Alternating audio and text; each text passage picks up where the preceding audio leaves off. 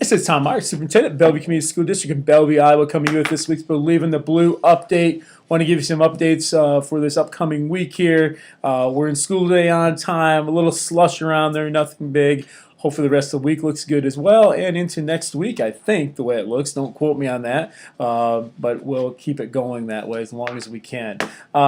Just some upcoming events. Today's Wednesday. Tomorrow, though, Thursday, we have middle school 8th grade basketball at home versus Northeast. Our 7th grade travels down there. That game is at 4:15 out here in the multi-purpose gym. We also have wrestling tomorrow night, and that is at West Liberty. On Friday evening, our JV girls and boys teams travel to Tipton to play. They start off there at 4 o'clock. On Saturday, with a varsity wrestling conference tournament, that is at Northeast. Then we have JV and varsity girls and boys basketball at Cascade. That's a makeup game from last week due to the weather. And then next Monday, we have a varsity bowling meet at Cascade. We have middle school 7th and 8th grade boys basketball at Comanche, both of them at Comanche. JV conference wrestling tournament also next Monday the 30th, and that is actually at Comanche as well, so Comanche will be a busy place. Next Tuesday, we have a home basketball versus North Cedar, JV and varsity girls and boys basketball. And then next Friday, we have, just give you a little update here, we have JV girls and boys basketball. That's February 3rd. We play at Wilton. Then Saturday, February 4th, getting close to the end of the regular season, we play JV and varsity girls and boys basketball versus Easton Valley here at home, and that's a Saturday game starting at 1 o'clock that way. Another thing for you too are the boys districts have not been released yet, but girls have been released. We actually will end up playing on Friday, February 17th. We have no school that day, but we will be hosting a game against either Durant or Kelmus Wheatland, just so you're aware. Planning coming out to that, so that time is getting closer for all of us that way. Just want to give you a real quick reading here from a book here. I think I've shared this book before. I know I have. In fact, Creating Innovators by Tony Wagner. Talks here about learning and how kids learn now, and I've talked about this before, but I'm just going to read you a little paragraph here, a part of a paragraph at least. Anyone who has spent time in an elementary school classroom knows that every student starts school with unbounded imagination, curiosity, and creativity. My question is, how can we keep that going? But continuing on with the reading here. Until he or she learns that knowing the right answer is far more important than asking a thoughtful question. Okay, so how important is it that we ask students to really ask questions and dig deeper into something instead of just coming up with one basic answer that, oh, that's the right answer, let's move on.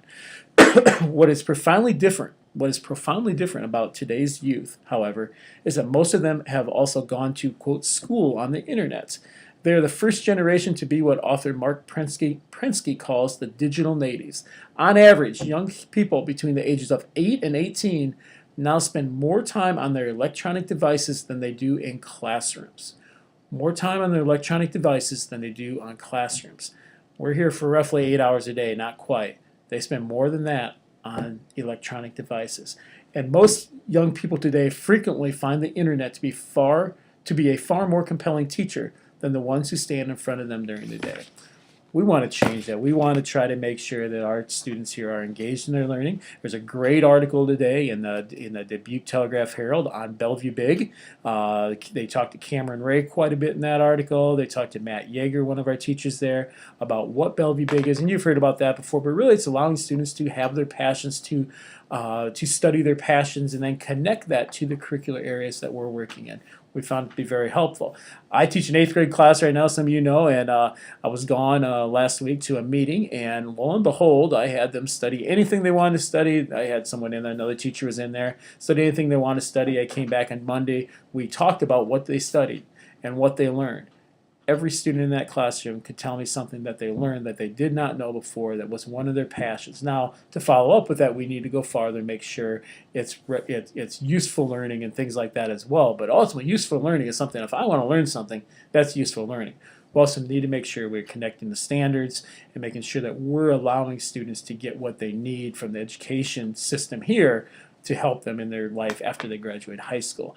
But just always remember, what are students' passions? And we have to make sure that we're directing them in directions for their passions to follow them. And we also need to make sure that we're asking thick questions, as we call them, questions that really matter, that are more than what's written in a textbook or what's more than is just told to them in some way.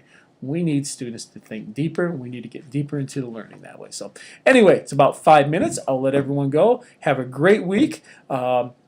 Upcoming events here this Friday, though. Dr. Wise from Dr. Ryan Wise from Iowa Department of Education is going to be here. He's the Department of Education director, just making a tour of some schools. I've invited him here in the past, and he's taking us up on the opportunity this Friday. So he's going to be arriving here at the Middle School High School building at about 10:30. We'll tour around here a little bit. We'll go down to the elementary about 11:45, and then we'll finish out the day over at Bellevue Big in the art gallery at about 12:30, and he'll leave here at 1 o'clock. So really looking forward to showing him around and letting him see some of the things that our students in all grade levels are accomplishing and doing, and what it means to be a Bellevue Comet, basically. Have a great day, everyone.